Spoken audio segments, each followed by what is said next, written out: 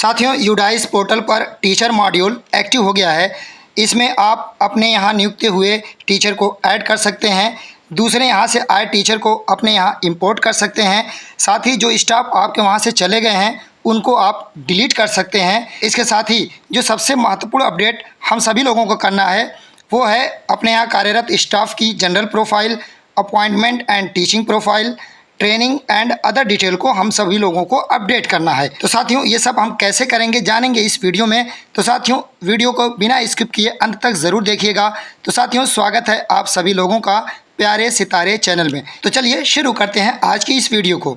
तो साथियों, teacher module में लॉगिन करने के लिए आपको क्या करना है, सिंपली आपको गूगल में आकर के लिखना है यूडाइस प्लस। यूडाइस प्लस को जब आप सर्च कराते हैं तो आपके सामने कुछ इस तरीके का पेज आता है। यहाँ पर यूडाइस प्लस लिखा हुआ जो शब्द दिख रहा है सबसे ऊपर, इसको क्लिक कर देते हैं।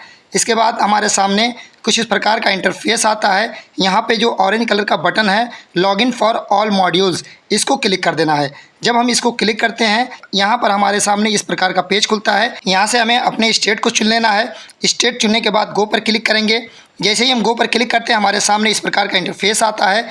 यहाँ पर कई टैब बटन है। यहाँ पे जो तीसरा टैब बटन है टीचर मॉड्यूल वाला, इसके लॉगिन बटन को क्लिक कर देना है। जब इसके लॉगिन बटन को हम क्लिक करते हैं तो हमारे सामने ये पेज आता है। यहाँ पर जो ऑरेंज कलर का बटन है sign in with UDISE plus, इसको क्लिक कर देना है। जैसे ही हम इसको क्लिक करते हैं हमारे सामने साइन इन वाला ये पेज आता है।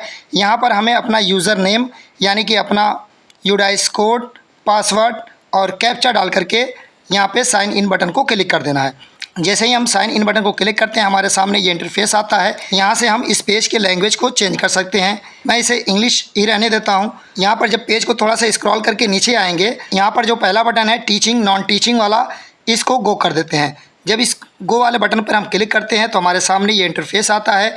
यहाँ पर देखिए कई अलग अलग ऑप्शंस दिए हुए हैं।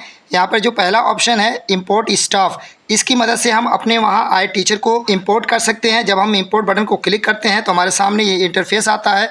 यहाँ पर हम संबंधित टीचर के नेशनल कोड को एंटर करके और उनकी डेट ऑफ बर्थ को एंटर करके गो पे क्लिक करेंगे तो हम संबंधित टीचर को इंपोर्ट कर पाएंगे अपने स्कूल में। और अगर हमारे पास संबंधित टीचर का नेशनल कोड नहीं है तो यहाँ जो नीचे गेट नेशनल कोड बटन है इस पर क्लिक करेंगे तो हमारे सामने डायलॉग बॉक्स आएगा। यहाँ पर हम संबंधित टीचर के आधार नंबर को और डेट ऑफ बर्थ को अगर एंटर करके सर्च कराएंगे तो संबंधित टीचर का हमको नेशनल कोड मिल जाएगा और नेशनल कोड के द्वारा हम उनको अपने यहाँ इंपोर्ट कर सकते हैं। यहाँ पर फिर से बैक आ जाते हैं। इसके अलावा जो यहाँ पर स्टाफ ग्लोबल सर्च ऑप्शन दिया हुआ है, इसके द्वारा हम स्टाफ को ग्लोबली सर्च करा सकते हैं। View drop box and inactive staff, इनको देखने के लिए हम इस ऑप्शन का प्रयोग कर सकते हैं। साथ ही history of inactive and drop box staff को देखने के लिए हम इस ऑप्शन का प्रयोग कर सकते हैं। यहाँ पर इस पेज को स्क्रॉल करके जब हम थोड़ा नीचे आते हैं तो यहाँ पर देखिए हमारे यहाँ कार्यरत स्टाफ का पूरा डिटेल यहाँ पर दिया हुआ है। यहाँ पर जो नंबर ऑफ टीचिंग स्टाफ दिया हुआ है और जो इनकम्प्लीट के आगे लाल रंग का नंबर बना हुआ है, इस नंबर को ही क्लिक करके हमें सबकी डिटेल को अपडेट करना है। तो जैसे ही हम इस बटन को क्लिक करते हैं साथियों तो यहाँ पर हमारे यहाँ कार्यरत सभी स्टाफ का डिटेल हमारे पास आ जाता है। देखिए यहाँ पर भी सबसे ऊपर green button add teaching staff, यहाँ यानी कि हमारे यहाँ कोई टीचर नियुक्त हुए हैं तो उनको हम ग्रीन बटन के द्वारा ऐड कर सकते हैं।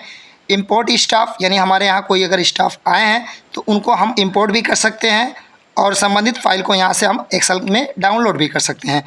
अब देखिए जिन भी टीचर की हमें डिटेल को अपडेट करनी है उनके पेज पर आकर के पेज को दाहिनी तरफ स्क्रॉल करते हैं तो देखिए यहाँ पर सभी ऑप्शंस हमको स्पष्ट रूप से दिखाई दे रहे हैं। हमें जनरल प्रोफाइल अपडेट करने के लिए संबंधित टीचर के सामने जो जनरल प्रोफाइल ऑप्शन दिया हुआ है उसको क्लिक करेंगे। इस तरीके से पेज खुलेगा। यहाँ पर जो भी एडिटेबल फील्ड्स हैं उनमें जा करके वांछित डिटेल को अपडेट करेंगे। उसके बाद नीचे अपडेट बटन को क्लिक कर देंगे तो वहाँ से वो डिटेल अपडेट हो जाएगी।